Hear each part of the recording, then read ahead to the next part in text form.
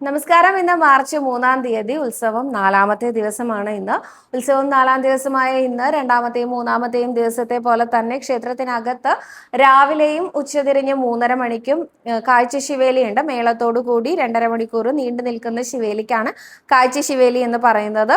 ഇത് മാത്രമല്ല, രാവിലെ പന്തീരടി പൂജയ്ക്ക് ശേഷവും രാത്രി അത്താഴ പൂജയ്ക്ക് ശേഷവും ഗുരുവായൂരപ്പനെ പഴുക്കാമണ്ഡപത്തിൽ എഴുന്നള്ളിച്ച് വെക്കലുണ്ട്. രാത്രി 8:30 പഴുക്കാമണ്ഡപത്തിൽ എഴുന്നള്ളിപ്പ് തുടങ്ങിയാൽ പിന്നീട് ഏകദേശം 12:30-1 മണി വരെയാണ് എഴുന്നള്ളിപ്പ് നീണ്ടു നിൽക്കുന്നത്.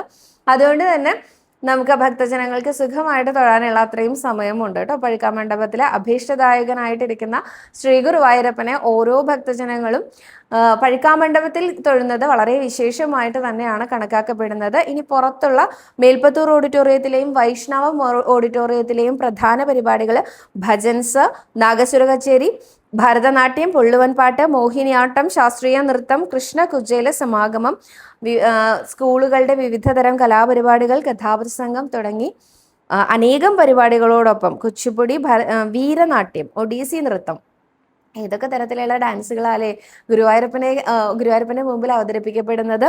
ഇത് മാത്രമല്ല, രാത്രി 8 മണിയോടുകൂടി വൈഷ്ണവം വേദിയിൽ ഭക്തിഗാനമേള KS ചിത്രയുടേതാണ് കേട്ടോ.